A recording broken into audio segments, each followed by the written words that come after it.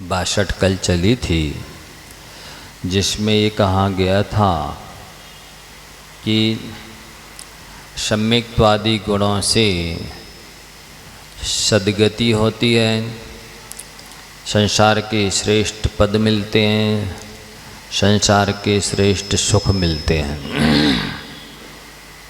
और मिथ्यात्व से दुर्गति होती है, संसार के दुख मिलते हैं, घटिया स्थान मिलते हैं। हमने आपको बता दिया, अब आपकी मर्जी है, आपको जैसा अच्छा लगे वैसा करो।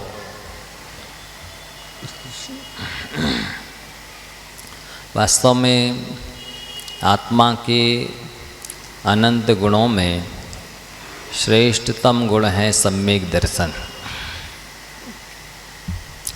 वह सारे अनंत गुणों को समीचीन बना देता है, सम्यक बना देता है, और संसार की जितनी भी श्रेष्ठ चीज़ें हैं सम्यक दृष्टि को प्राप्त होती हैं। इसलिए आचार्य समंतभद्र महाराज जी ने दर्शनम ज्ञान चारित्रात् साधिमानमुपास्नुते दर्शनम कर्णधारं तन् मोक्ष मार्गे प्रचक्षते। कितनी बड़ी उपाधि दी है खेवटिया की। ज्ञान से और चारित्र से श्रेष्ठ है सम्यक दर्शन, इसलिए उसको खेवटिया का। नाव है, नदी है, नाव में बैठने वाले लोग भी हैं, बस एक खेवनहार नहीं है, नाव को चलाने वाला नहीं है, तो नदी पार हो नहीं सकते। नाव की कोई कीमत नहीं, बैठने वालों की अभिप्राय की कोई कीमत नहीं।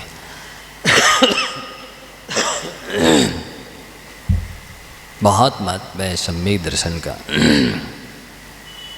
इसलिए समंतभद्र महाराज जी न सम्यक तो समम किंचित त्रैकाले त्रिजगत्यपि श्रेयो श्रेयश्च मिथ्यात्व समम नान्यतनोव्रता। तीनों लोकों में और तीनों कालों में सम्यक दर्शन से बढ़कर इस जीव का कोई हितैषी नहीं, शुभचिंतक नहीं, कल्याणकारी नहीं, और मिथ्यात्व से बढ़कर इसका कोई दूसरा शत्रु नहीं, अहितकारी नहीं, दुर्गति कराने वाला नहीं। कितनी महिमा है सम्यक दर्शन की।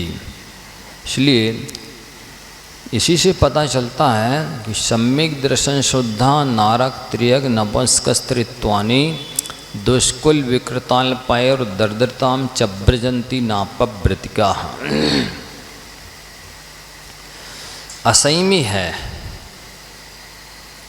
तो भी केवल सम्यक दर्शन के बल से, सम्यक दर्शन से भी शुद्ध होता है जीव, सम्यक दर्शन से भी पवित्र होता है जीव, समीचीन श्रद्धान से पवित्र होता है। क्योंकि 62 लाख योनियाँ त्रियंचों की, 4 लाख नारकियों की सम्यक दृष्टि को नहीं मिलेंगी, और साथ ही देवों में भवनवासी व्यंतर नहीं, ज्योतिषी नहीं होगा, मनुष्यों में भी नीच कुलादि में जन्म नहीं लेगा। छड़ाला पढ़ती ना, प्रथमे नर के विने षड्वो ज्योतिष बाने भवने षंड नारी थाबारे विकिला त्रय पशु मेने उपजाति सम्यक दारी तीन लोक तिहूँ काल माही नहीं दर्शनी सो सुखकारी सकल धर्म को मूल यही विनकरिणी दुखिकारी। सकल धर्म का मूल है, इसकी बिना करनी दुखदाई है, संसार बढ़ाने वाली है। सब जितना भी वो कर रहा है धर्म के नाम पर, तप त्याग, जितना दान पूजा तीर्थ यात्रा है, सभी धार्मिक अनुष्ठानों को संसार बढ़ाने वाला का है। सम्यक दर्शन मोक्ष महले की प्रथम सीढ़ी, या विने ज्ञानी चरित्रा, सम्यक के ताना लहे सुदर्शन, धरो भवे। मतलब पहली सीढ़ी है मोक्ष महल की पहली सीढ़ी पर कोई पैर ना रखेगा तो अगली सीढ़ी पर तो उसका जाना हो ही नहीं सकता है, संभव ही नहीं है।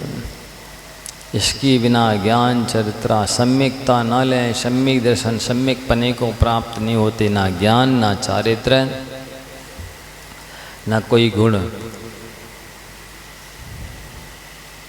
इसलिए हे भव जीवो, जैसे बने तैसे सम्यक दर्शन को प्राप्त करो। देखो तो सम्यक दृष्टि ही चक्रवर्ती बनता है, सम्यक दृष्टि ही इंद्र पद को प्राप्त होता है, सम्यक दृष्टि ही अहिमेंद्र पद को प्राप्त होता है, सम्यक दृष्टि ही तीर्थंकर पद को प्राप्त होता है, सम्यक दृष्टि ही समस्त श्रेष्ठ गुणों को, पदों को, सुख को, संपत्ति को, सबको प्राप्त होता है। कैसी महिमा है सम्यक दर्शन की, अद्भुत है। 90% कर्ज उतर जाता है। 99,999 का कर्ज देना है, सम्यक दर्शन हुआ कि एक अंक हटा दीजिए। अभी 99,999 थे, मात्र 9,999 बचे, सीधे 90,000 का कर्ज उतर गया। और अब पक्का रिजर्वेशन है कि अर्धपुद्गल परिवर्तन काल के बाद आपको मोक्ष मिलना ही है। इससे ज़्यादा संसार में आप नहीं रहेंगे। ये तो ज़्यादा से ज़्यादा मैक्सिमम रहे तो इतना अर्धपुद्गल परिवर्तन। और फिर सम्यक दर्शन के हो जाने के बाद तो पुरुषार्थ करके उस अर्धपुद्गल परिवर्तन को भी 7-8 भाव में, 2-3 भाव में, एक भाव में भी शेष रख सकता है।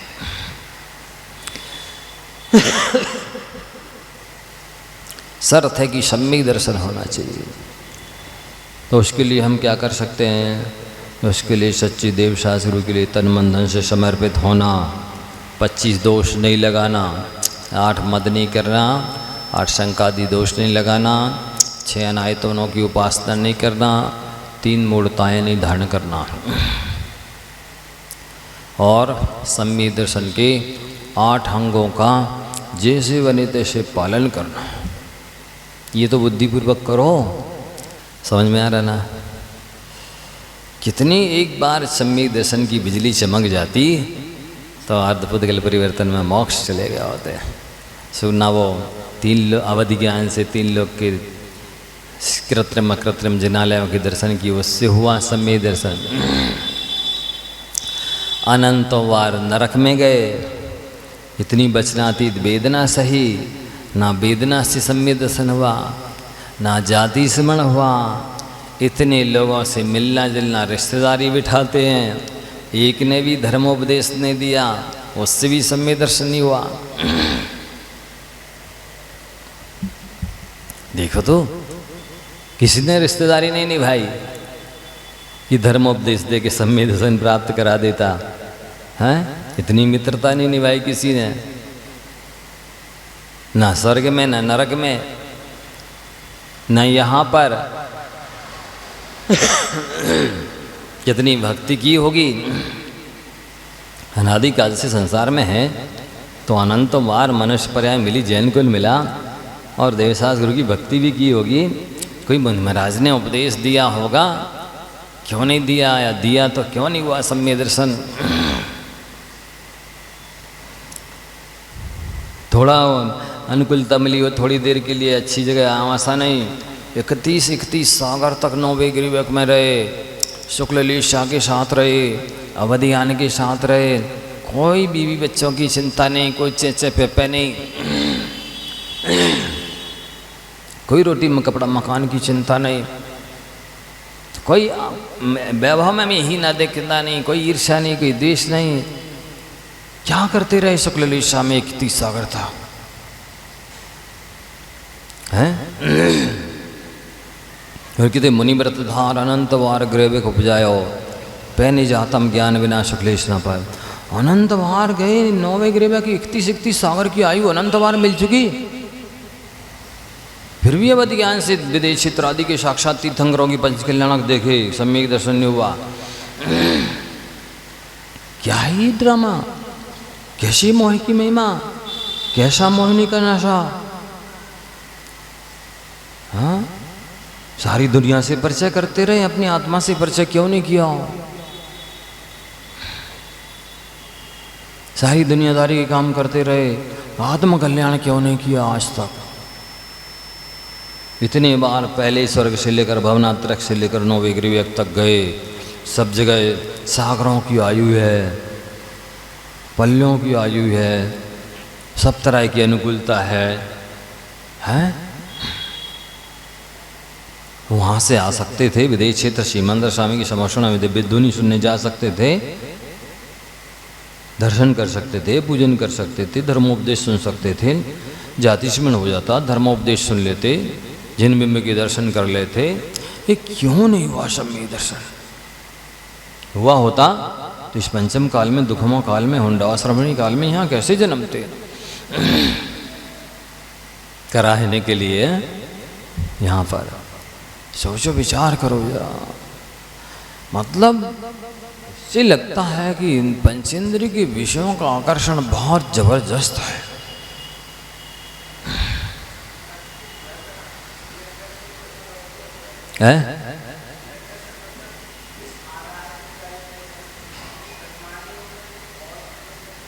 वो सब देवशास गुरु के श्रद्धान में गर्वित हो जाते हैं। एक श्रद्धान में सब श्रद्धान गर्वित हो जाते हैं। देव का श्रद्धान होगा तो उनकी वाणी पर श्रद्धान होगा, वाणी पर श्रद्धान होगा तो गुरुओं पर श्रद्धान होगा, गुरुओं पर श्रद्धान होगा तो 7 तत्वों पर श्रद्धान होगा, जिन वाणी में लिखी ही है। आत्मा और पर का श्रद्धान होगा, सब होगा, एक में सब गर्वित हो जाते हैं। नहीं, सबसे बड़ी बात वो समय सार में जो कुंद स्वामी ने लिखी है, वजह उसकी वो है। सद्दहदी पत्तेदी रोचेदी तय पुणोय भासेदी धम्मम भोग निमित्तम नदुषुकम मक्खय निमित्तम। ये जीव देव का, शास्त्र का, गुरु का श्रद्धान करता है, रुचि करता है, प्रतीति करता है, विश्वास करता है, खूब निकट में आता है, पूजा भक्ति करता है, गाना बजाना नाचना करता है, सब में रस लेता है, लेकिन सारे काम भोग के निमित्त करता है। कर्मक्षय का लक्षण नहीं रहता है। ऐसा भोगों का आकर्षण है, ऐसी भोगों की प्यास है, अनादिकाल से भोगते चले आए 5 इंद्रियों के विषय।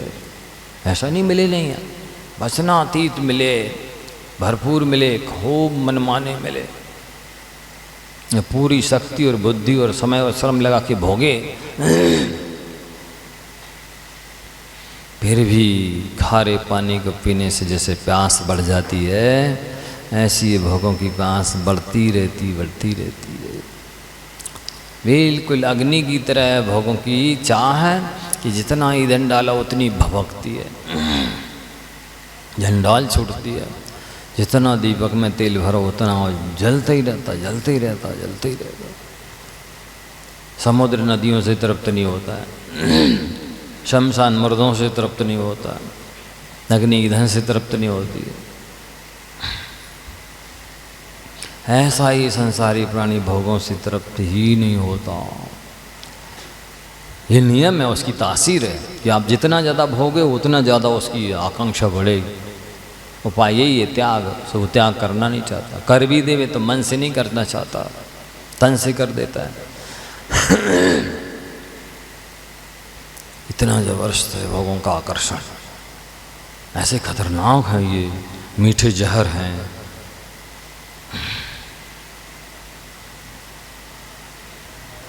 सोचना चाहिए अपने आप के बारे में, खेद करना चाहिए, अपने आप को धिक्कारना चाहिए।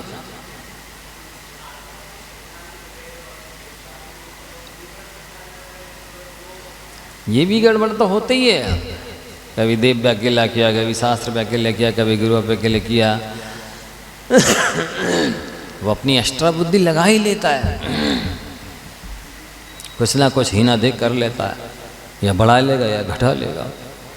जय कहता श्रद्धा ने कितना बकर है, इतना वज्र मूर्ख है ये संसारी प्राणी, इतना दुष्ट है।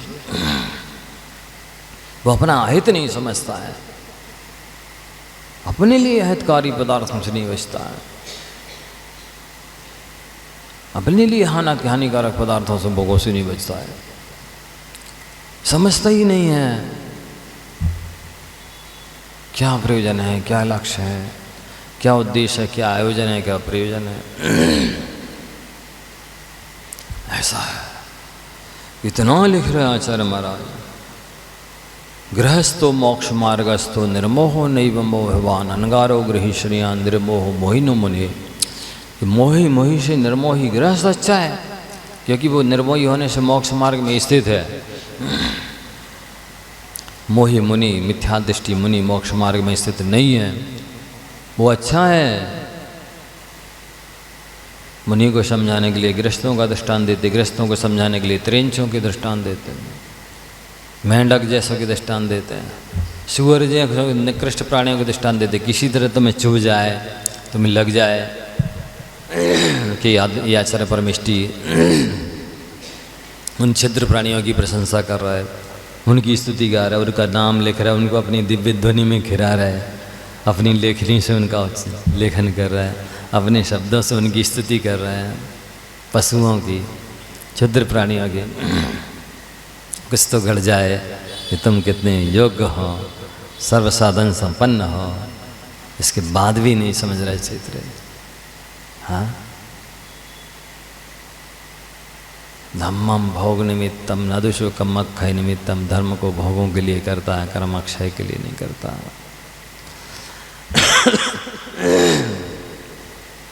मान की त्याग का उपदेश देते देते मान हो जाए, क्रोध की त्याग का उपदेश देते देते क्रोध हो जाए। हाँ, मान की त्याग का उपदेश देते थे, हम अहंकार आ सकता, मैंने क्या प्रवचन किया। क्रोध का उपदेश देते देते गुस्सा आ सकती है। ऐसा विचित्र है ये प्राणी। भोगों के त्याग का उपदेश देते थे, भोगों की चाह हो सकती है। ऐसा है, इतना कठिन काम है आत्म कल्याण करना, इतना दुर्लभ भी है और अपरिहार्य है, अनिवार्य है, अत्यावश्यक है। ऐसा भी है, कठिन है, असंभव नहीं है। आचार्य महाराज मोक्ष मार्ग कठिन है पर कुटिल नहीं। पर ही कुटिलता छोड़ता नहीं है, सांप की तरह उसका लहरा कर चलने की आदत है, टेढ़े मेढ़े उड़ने की उसकी आदत है।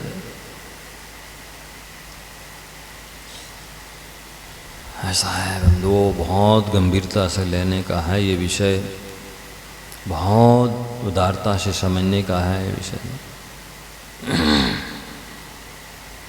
तो गाथा नंबर 63 देखेंगे। मोहि जीव के भव तीर नहीं है, मिथ्या दृष्टि के संसार सागर का किनारा नहीं है। वो तो मझधार में ही गोते लगाते रहना है, डुबकी लगाते रहना, डूबते रहना, बेचारे को भरते रहना, उसकी दम तो घुटते ही रहना है। मोह न चिज्जयप्पा दारुण कम्मम करे बहुवारम नौ पावई भौतीरम किम बहु दुखम बहे मूढ़मयी। मोहन छिज्जयप्पा दारुण कम्मम करे बहुवारम नौ पावई भौतीरम किम बहु दुखम बहे मूढ़मयी। बोलिए।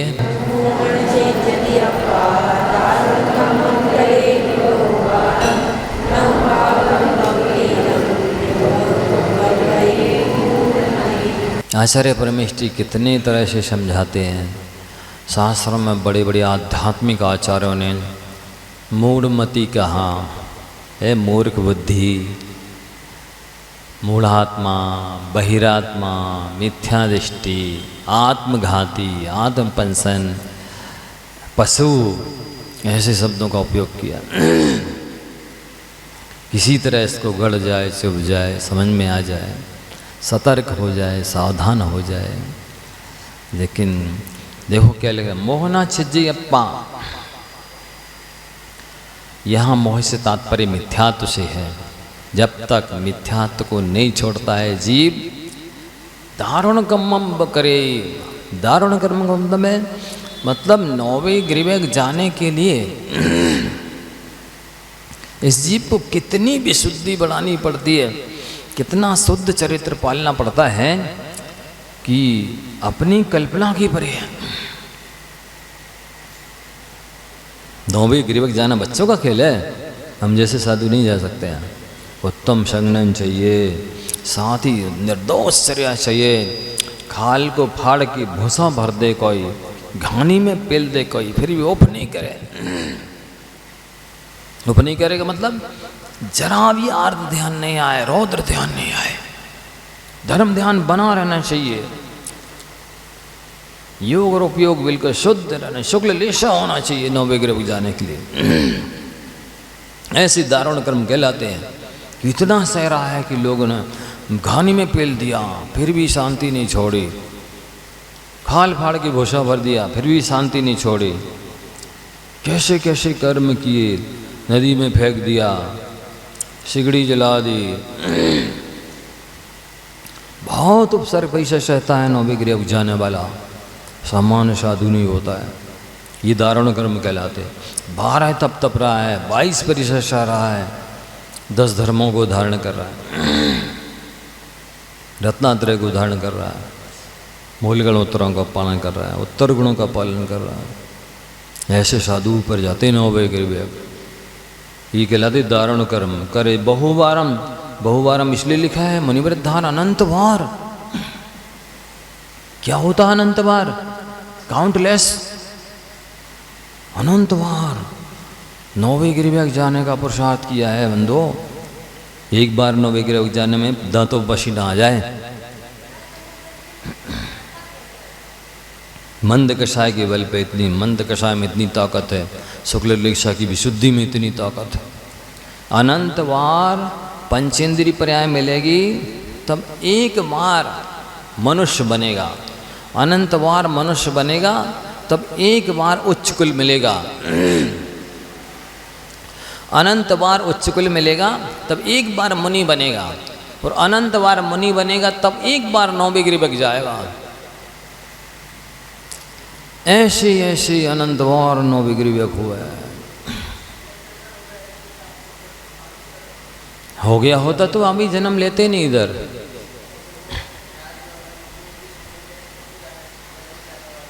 वो तो और ऊपर चले जाए, मोक्ष चले जाए। जितनी उनकी साधना है वाह में, तो इतनी तपस्या है। अनंत कहने का मतलब इतना सरल है, कह दिया इतनी जल्दी। क्या होता है? संख्यात संख्यात प्रकार का होता है, असंख्यात असंख्यात प्रकार का होता है, अनंत अनंत प्रकार का होता है। ऐसे अनंत बार नौवें गिरिवेग गए। इसके बाद भी और सम्यक देर से नहीं रहा, केवल अवधि ज्ञान रहा, शुक्ल लेशा रही,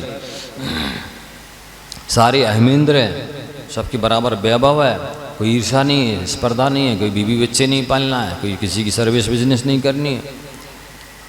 अवधि ज्ञान है, कंठ से अमृत झर रहा है, 10 प्रकार के कल्पवृक्ष हैं, 24 घंटे विक्रिया से बैठे रहो विदेश क्षेत्र में, 24 घंटे सारे 3 मतलब ढाईदीप की जिनालयों के और मध्यलोक की जिनालयों के दर्शन करो। पूरी प्रत्येक 3 बार या 4 बार जितनी बार दिव्य ध्वनि खेरे से सुनो, कोई बाधा नहीं है। इतनी अनुकूलता है, जितनी बार चाहो उतनी बार। क्या लगना है? एक से एक पलक झपकाई कि लो वेदी क्षेत्र में खड़े, और 24 ही घंटे रहे वहाँ, तो कोई काम नहीं है। यहाँ तो थोड़ी है कि भैया बुलाओ, फोन लगा दिया उनने, वो काम में आ जाओ। कुछ नहीं है, कहीं से कहीं तक कोई परेशानी नहीं। कोई प्रतिकूलता नहीं है, कोई डिमांड नहीं है, परेशानी नहीं है, न इति है न भीति है, न कोई ऐसा है कि फ़ोन कर दे कि लाइट गोल हो गई है, यहाँ घर में समस्या, आटा नहीं है, पिसवा लाओ। हाँ, फ़ोन कर दे कोई कि बच्चा बीमार हो गया, दिखा लाओ डॉक्टर को, कुछ नहीं है। कहीं से कहीं तक कोई परेशानी नहीं है, कोई समस्या नहीं है। विक्रिया से बैठे रहें तो यहाँ पर मूल शरीर है, दूसरा काम करता रहेगा। और एक साथ हजारों विक्रिया से रूप बना सकते, ऐसा भी नहीं है कि एक बन गया तब दूसरा नहीं बन सकता। तो एक वहाँ बैठा रहे साक्ष परमानेंट विदेश क्षेत्र में श्रीमंदर स्वामी के समोषण में, दूसरा पूरे मध्यलोक के जिनालयों के दर्शन करता रहे, सब कुछ कर सकता है। लेकिन इसके बाद भी क्यों नहीं हुआ सम्य दर्शन विचारणी बात।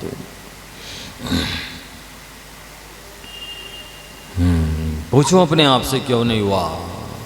जब इतनी सारी फैसिलिटी थी, इतनी अनुकूलता थी कि आप सारे देव का समागम कर सकते थे 24 घंटे 12 महीने 31 सागर तक, शास्त्र का समागम कर सकते थे 24 घंटे 12 महीने 31 सागर तक, गुरु का समागम कर सकते थे 24 घंटे 12 महीने 31 सागर तक। अवधि ज्ञान से तो और अच्छा तत्व निर्णय हो सकता था।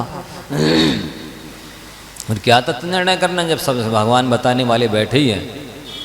हाँ, कोई शंका में रहनी नहीं, बाकी जो भी शंका उठेगी तुरंत समाधान मिलने वाला है इसमें दिव्य ध्वनि से। फिर क्या समस्या रही, क्यों सम्य दर्शन नहीं हुआ। कठिन तो है, जबकि 24 घंटे 12 महीने देव शास्त्रों का सानिध्य आपको मिल सकता है। इतने लंबे काल तक आपको हर तरह की अनुकूलता है, जरा सी कोई प्रतिकूलता नहीं, कोई चिंता नहीं, कोई आकुलता नहीं है। क्यों नहीं हुआ सम्य दर्शन, कहाँ कमी रह गई, कैसी भोगों की प्यास है। ये सब कुछ किया लेकिन भोगों के लिए किया। यहाँ ठीक है, चलो अनेक तरह की प्रतिकूलताएं हैं, बीवी बच्चों की कि कभी पूजा करी तो पति के लिए, तो कभी बच्चों के लिए, तो कभी दुकान के लिए, तो कभी सर्विस के लिए, तो कभी शादी के लिए, तो कभी इसके लिए उसके लिए। यहाँ धर्म ध्यान करते रहे चलो। वहाँ तो ऐसा कुछ नहीं है कि आपने धर्म किया और इसके लिए किया। और भोगों की भी कमी नहीं है कि दर्शन पूजन करो उसके बदले में भोग मांगना है। ऑलरेडी हैं पहले सारे प्रचुर, सब तरह के पांचों इंद्रियों के। स्पर्शन इंद्रिय संबंधी काम की बाधा इतनी डाउन है, 31 सागर तक इच्छा तक नहीं होती भोग भोगने की।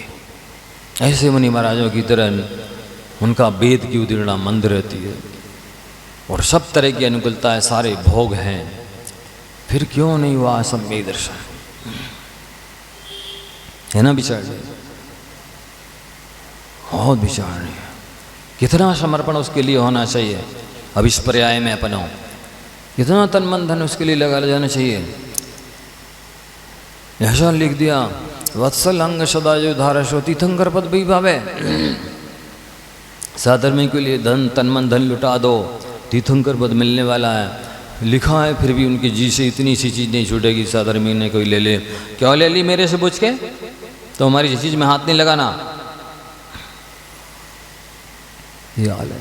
तीर्थंकर पद के बदले में वो अपनी छोटी सी तुच्छ चीज़ नहीं दे सकते, साधर्मियों को सहयोग नहीं दे सकते, तन मन धन नहीं लगा सकते। सोचो, चिंतन मनन करो, विचार करो, कितना गंभीर विषय है, कितना महनीय विषय है। वो कह रहे आप अनंत बार दारुण कर्म करो, यदि मोह नष्ट नहीं हुआ मिथ्यात्व, तो भाव का तीर किनारा मिलने वाला नहीं। बीच ही में गोते लगाते रहोगे, डूबते रहोगे, उखड़ते रहोगे, मरते रहोगे। कितनी हाथ पैर चलावा, संसार समुद्र का किनारा तो नहीं मिलेगा। ऐसा है, ऐसा है। जहाँ मन को नहीं जाना चाहिए वहाँ बिना शक्ति के, बुद्धि के, बिना प्रयास के लिए भी नहीं थी। 1 मिनट के लिए भी प्रतिकूलता नहीं थी 31 सागर तक। फिर जब नहीं समझता है, कहते हे मूर्ख बुद्धि, तू कितने दुख, क्यों दुख सहता है फालतू में? इन सब के दुख सहने से कुछ नहीं होने जाने वाला तेरा। कितनी 12 से 34 उपवास कर ले, कितने गीले कपड़े पहन पहन के भोजन कर ले, जब तक सम्य दर्शन नहीं होगा तब तक संसार का किनारा नहीं मिलेगा। बताए, लेकिन अपनी जिंदगी में कोई 50 साल के हो गए तो 50 क्षमा वाणी मना ली, कोई 40 के हो गए तो 40 क्षमा वाणी मना ली, कोई 60-70 के हो गए तो 60-70 क्षमा वाणी मना ली, 20-30 के हो गए तो 20-30 क्षमा वाणी मना ली। ये आज तक 20-30 साल पुरानी कसाई ज्यों की त्यों बनी है। उसको मालूम है ये कषाय रहते ही अनंत अनमंदी है, ये इसके रहते सम्य दर्शन नहीं होगा, और वो बैर छोड़ने तैयार नहीं है।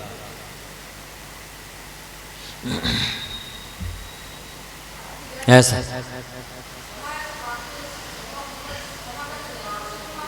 हाँ, वही तो जिससे मित्रता है।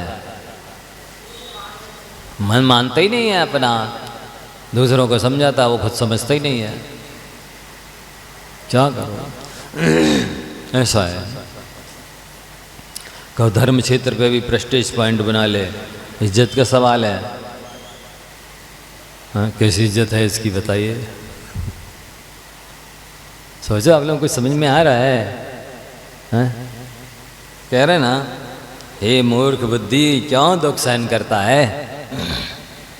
एक तो इसलिए भी कि तेरे सम्यक दर्शन के बिना सारे काय क्लेश करना कुछ भी मायना नहीं रखता। एक बात ये, दूसरा ये है अरे सम्यक दर्शन के बिना क्यों कष्ट उठा रहा है तू? इसी तरह समझ में आ जाए इस जीव के, उसको महत्व नहीं लगता, उसको महत्वपूर्ण लग रहा है विषय कैसा है, वर्तमान की अनुकूलता सुख सुविधा चाहिए, वैल्यू नहीं है देव शास्त्रों की। देखो ना इतनी बड़ी समाज है, हाँ? किसको चिंता है? कोई ज्ञानी वैरागी साधु आए हुए हैं, हम उनसे कुछ सीख लें, सुनना समझ लें, है कोई महत्व उनकी दृष्टि में? ऐसे ऐसे जीव है, बच्चों कुल मिला है, जैन कुल मिला है, सारे अंगों पंगों की पूर्णता मिली है, साधु गांव में समाज में घर में आ गए, फिर भी कोई महत्व नहीं समझता है। चिंतामणि रत्न मिल गया है तो या तो वो दर्जी उसमें सुई में धागा में डालने के काम में ले रहा है, या फिर कौआ के उड़ाने में उसका उपयोग कर रहा है। मूर्ख समझता ही नहीं है। ये चिंतामणि रत्न इसने लिए है, सुई में धागा डालने के लिए है, कौआ उड़ाने के लिए है। ऐसी विडंबना है। सोचो दोनों तरह से गाली दे रहे, ये मूर्ख सम्य दर्शन बिना क्यों तप करके तपस्या करके काकलेश कर रहा है। दूसरी ओर से ये मूर्ख क्यों सम्य दर्शन प्राप्त कर लेता है, क्यों दुखी हो रहा है, हैं? जैसे वह पक्षी ठंडी है या बरसात है तो अपना तिनके ला ला करके घास बना के आराम से रह रहे, और भी बंदर ठुठुर रहे ठंडी में या पानी में। पक्षी कह रहे अरे मूर्ख तुम्हारे पास हाथ पांव है, तुम क्यों नहीं अपना स्थान बना लेते रहने के लिए, हैं? क्यों पानी में भीग रहे हो, क्यों ठंडी में कांप रहे हो? सुबह बनाएगा तो नहीं रहने के लिए, बस पक्षी का घोंसला और गिरा देगा। ऐसे इन जीवा की मुझसे कहा भाई महाराज के प्रवचन सुनने चलो, आहार दे लो, सेवा कर लो। अरे तुम तो जाओ वहीं मंदिर में बैठ जाओ, वहीं रहने लगा। उसको और व्यंग ताने वाने मार करके उसको और अंतरा डाल देगा। ऐसी दशा है। कौन समझाए इन जीवों को? कैसी मार पड़ी नरकों में फिर भी समझ में नहीं आई है? कैसी मार पड़ी पशु गति में, पराधीनता में, फिर भी समझ में नहीं आई। कैसे प्यार से उपदेश मिला देवगति में, साक्षात तीर्थंकरों की दिव्य ध्वनि मिली, फिर भी समझ में नहीं आई। ना प्यार से मानता है, ना लातों से मानता है, ना बातों से मानता है। कैसा है जीव का परिणाम?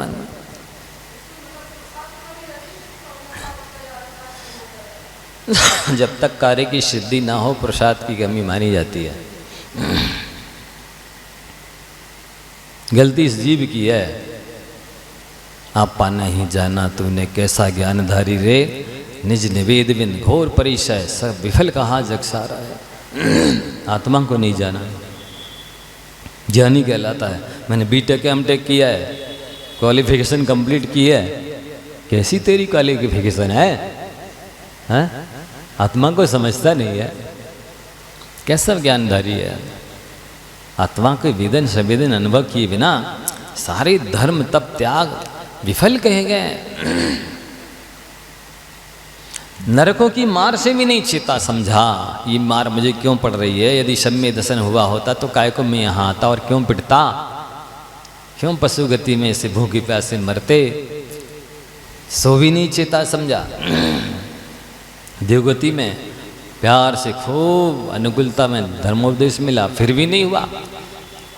शास्त्र में लिखा है अदुख भावतम ज्ञानम छीयते दुख सन्निधौ तस्माद यथावलम दुःखैरात्मानं भावेत मुनि। सुख साता से प्राप्त किया गया ज्ञान लोक के आने पर कपूर की तरह उड़ जाता है।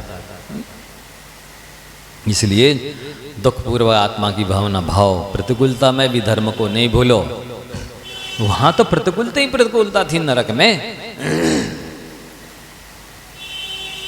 क्यों नहीं उसने धर्म का सही माना समझा? क्यों नहीं चेता कि मुझे ये सम्य दर्शन के बिना यहाँ आना पड़ा? मैंने धर्म की सच्चे मायने में आराधना नहीं की, इसलिए यहाँ आना पड़ा। चिंतन क्या करते होंगे अब आप देख लो। ये मुनिराज क्या करते रहे?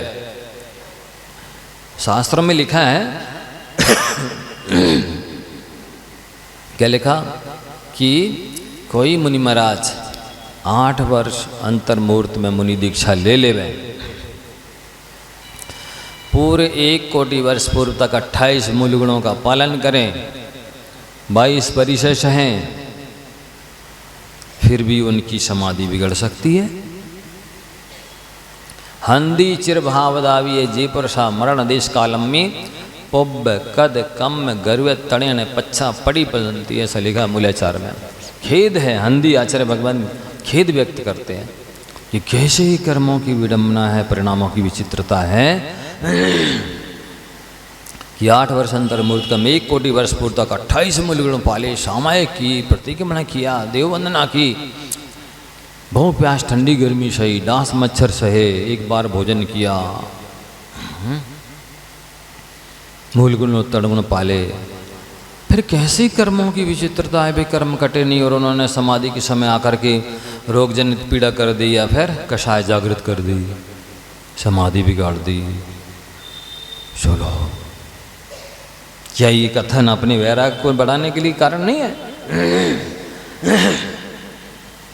शास्त्रों के लिखे तो ठीक है ही, साक्षात तो आप लोगों ने अपने आचार्य महाराज का देखा कि नहीं? इतने सारे हजारों लोगों को शिक्षा दी, दीक्षा दी, संस्कार दिए, प्रायश्चित दिए, सैकड़ों समाधियां करवाई, हजारों मंदिरों की प्रेरणा दिए, प्रतिष्ठा करवाई, सहस्कुट जिनाला, इतने सारे, इतने ग्रंथों लेखन अनुवादन संपादन प्रकाशन किया कराया, इतनी प्रतिभा स्थलियाँ, इतने भाग्योदय तीर्थ, इतने पूर्णायु, इतनी गौशाला, इतने संत भवन, क्या नहीं किया? इसके बाद भी बीमारी, इतनी बीमारी, इतनी बीमारी कि बिल्कुल बीमारी में सारी आयु पूरी हो गई। क्या है ये कर्मों की विडंबना? आप लोगों को फिर भी डर नहीं लग रहा है? संतुष्ट बैठे नहीं, हमने तो एक प्रतिमा विराजमान कर दी और वो उसके व्रत कर लिए, हाँ, और ये सम्मी सकरी बंधन कराए, बस अब तो हमारा कल्याण हो ही जाएगा। शास्त्रों में इतने इतने भयंकर कथन लिखे हैं जबरदस्त कि उनकी भी समाधि बिगड़ सकती है, उनका भी मरण बिगड़ सकता है। महामुनियों का चौथे काल के हैं जो वज्र समनारा संगन के दारी हैं, जिनके पास दुख सहने की क्षमता है, संक्लेश को, कठिन क्लेश को सहने की क्षमता है। उत्तम संगनन से एकाग्र चिंता रुदु ध्यान मांतर मुहूर्ता, एक अंतर्मूढ़ ध्यान लग जाए तो केवल ज्ञान हो जाता है। 1 कोटि वर्ष पूर्व तक क्या करते रहे, कैसी सामायिक करते रहे हैं? क्या हुआ वो सामायिक में, क्या करते थे? इतने बड़े बड़े उत्तम सनन के धारी मुनिराज आचार्य उपाध्याय साधु क्या करते रहे? अंतर्मूर्ति भी सामायिक नहीं हुई, इसका मतलब 1 कोटि वर्ष पूर्व में होती तो केवल ज्ञान हो जाता। लिखा है उत्तम संगन से एकाग्र चिंता निरोधो ध्यान में अंतर्मुहूर्त। अंतर्मुहूर्त के लिए ध्यान लग जाए तो केवल ज्ञान हो जाए। हाँ, क्या कर रहे थे बाहुबली स्वामी 1 साल तक खड़े खड़े? किसका ध्यान कर रहे थे, बीवी का कि बच्चे का?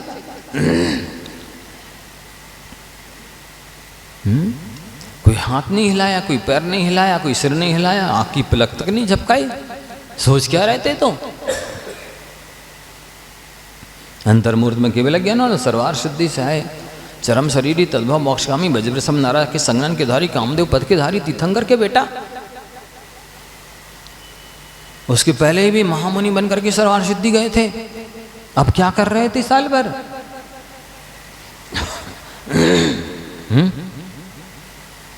और क्या आदिनाथ भगवान कर रहे थे 1000 साल तक? अंतर्मूर्ति की तो जरूरत ही थी। 1000 साल तक क्या कर रहे थे? जो काम अंतर्मुहूर्त में हो जाना चाहिए था, होना है, हो सकता है, उसके लिए 1000 साल लग गए। ये तीर्थंकर प्रकृति की सत्ता लिए बैठे, जिनके माध्यम से धर्मतीर्थ की प्रवृत्ति चला, असंख्यात जीवों को मोक्ष मार्ग पर चलना, जिनके उपदेश से सम्यक दर्शन प्राप्त करना, रत्नात्रय प्राप्त करना, खुद को निश्चित है तीर्थंकर प्रकृति का उदय आना, मोक्ष जाना, फिक्स है, परमानेंट, पक्का, कन्फर्म रिजल्ट। वे क्या कर रहे थे 1000 साल तक? हाँ, ऐसे ऐसे अविचल ध्यान लगाने वाले महायोगी महातपस्वी बाहुबली जैसे, हाँ, इतना सा विकल्प, इतना सा राग, उनको इतने केवल ज्ञान होने में बाधक बना रहा। हम लोग का राग कितना है? कुछ है क्वालिटी क्वांटिटी? नहीं है तो कितना संसार बाकी है, फिर अनुमान लगा लो। हाँ, बहुत गंभीर विषय है, इतना सहज सरल नहीं है कि आप अपनी मर्जी से जब कभी आए तो कभी प्रवचन सुन गए, भगवान को 1 मुट्ठी चावल चढ़ा गए, हो गया, काम हो जाएगा। महिमा तो लिखी है इन सबकी शास्त्रों में कि कहाँ वो माली की बालिका बगीचे से फूल लाती थी, रास्ते में जिनालय पड़ता था, 2 फूल देहली पे चढ़ाए, धोख दी, चले गई। एक दिन काले नाग ने, सांप ने काट दिया, वो फूल चढ़ाने के प्रभाव से स्वर्ग में रिद्धिधारी देव हो गए। महिमा तो लिखी है शास्त्रों में, तो क्यों नहीं हुआ? हर तरह के कथन मिल जाएंगे शास्त्रों में। ये कल्याण नहीं हुआ है, सम्यक दर्शन नहीं हुआ, इसका मतलब कठिन काम तो है।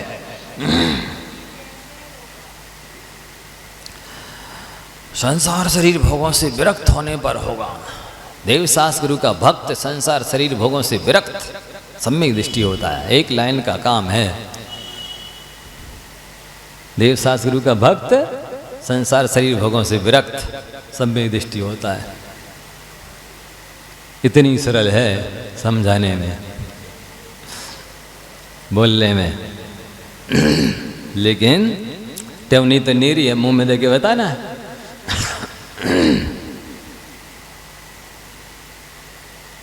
ऐसा है काम।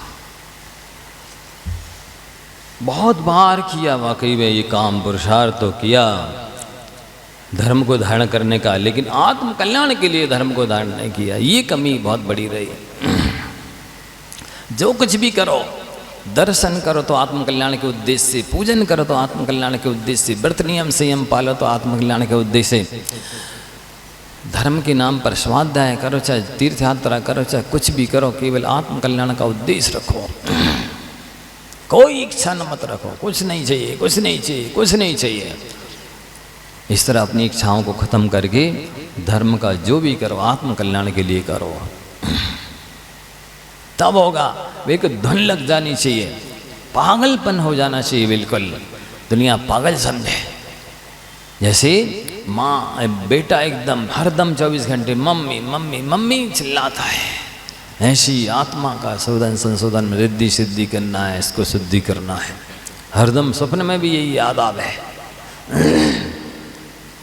मनोरंजन में, खेल में भी, सुख में भी, दुख में भी एक ही उद्देश्य, जैसे बने तैसे आत्मकल्याण करना है। ऐसी धुन लग जाए बिल्कुल। जैसे कई पागल होते ना, एक ही शब्द वही वही रटते रहते हैं, वही वही रटते रहते हैं, ऐसा पागलपन चाहे, ऐसी धुन लग जाए, ऐसी तीव्रतम उत्कंठा जागृत हो जाए, इतना संसार शरीर से भोगों से विरक्त हो जाए, एक ही चीज दिखे कि मुझे जैसे बने तैसे आत्म कल्याण कर रहा हूँ। धर्म का जो भी हम नाम भी लेंगे तो आत्म कल्याण के उद्देश्य से लेंगे, कैसे नहीं होगा, होके रहेगा। ठान लो, करके छोड़ेंगे। जैसे दुनिया के सारे काम ठानते हैं ना, मकान बना के रहेंगे, दुकान चला के रहेंगे, बच्चों को पाल पोस के रहेंगे, पढ़ा लिखा के रहेंगे, शादी करके रहेंगे, सब काम करते कि नहीं करते? ऐसे ठान लो, करके छोड़ा। इतने संसार के काम कठिन हैं, जब वे आप कर लेते हैं तो ये काम तो बहुत सरल है उनकी अपेक्षा। इसलिए अपने इस प्रयोजन की सिद्धि कर लेना, यही बुद्धिमानी है।